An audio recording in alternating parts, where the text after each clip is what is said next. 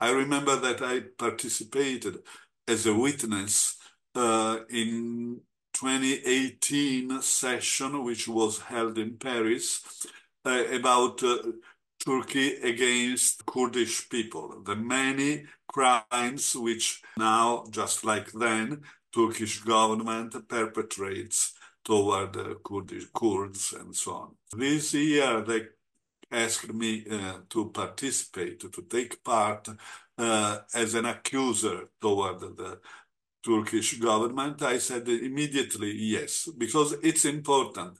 It doesn't decide any decision operative, let's say, against Erdogan or against the Ministry of War and so on. Its decisions make a very firm stand in the international environment.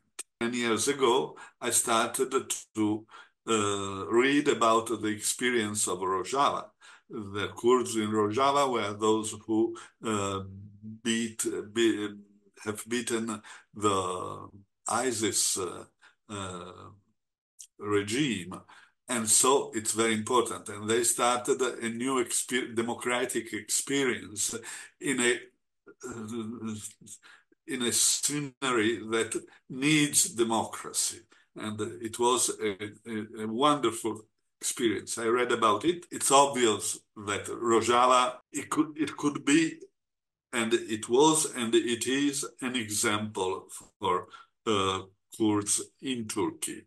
And that's why it is so hated by Erdogan and his government. It's not only a matter of expansion, of aggression and so on, but I'm sure that Erdogan and his government want to, choke the democratic experience of Rojava. And that's why there is a daily attack from Turkey to Rojava. Why is it so important, to my eyes, to know about such attacks?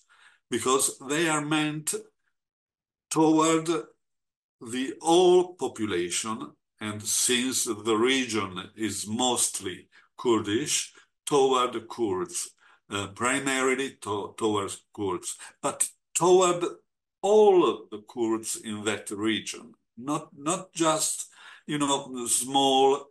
When you attack with a bomb, of course, it's a crime, a village. I mean, the attack is just to the village. When you attack an hospital in Rojava, the attack is just to the people who are in that hospital.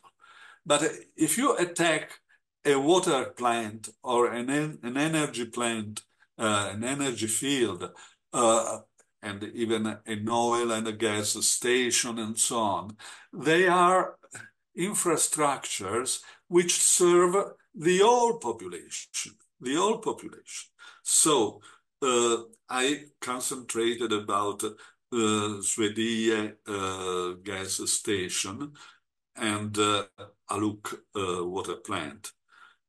Aluk water plant, in that period, they didn't bomb actually the Aluk water plant. They bombed the energy plant because it was the energy which allowed the water plant to go on. And so, without bombing directly the water plant, people had to close the water plant. First of all, it involves only civilians, because both plants were typically civilian, not military. They had nothing to do with the military struggle, and they were they were an attack against the whole population of the region. And it involved almost, they say, 920,000 people, almost 1 million people, who suffered of primarily needs, as it is, water and light and energy, the primary necessities of any person in a whole huge region. Let's say that Asake city and the province, it's a province, but it's so huge that it could be considered a region, I think so. They are meant to displace people from where they actually live, Hazake, for instance, as it was for Afrin 6 years ago. They want to displace Kurds, because the population is mostly Kurd, to displace them elsewhere. And Turkey wants to gain, now they have a so-called safe zone, but they want to go upper and upper. They want the whole belt, which is under Turkish border. That's their goal.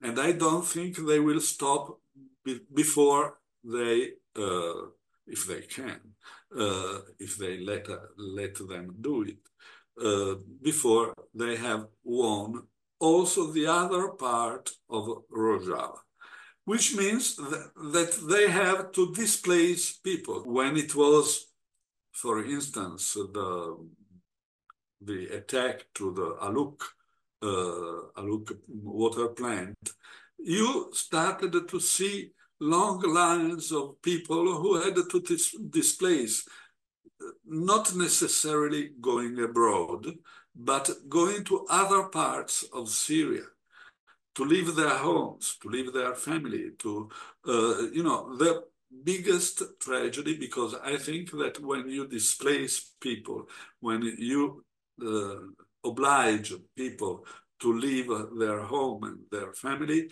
that's the biggest crime that you can perpetrate.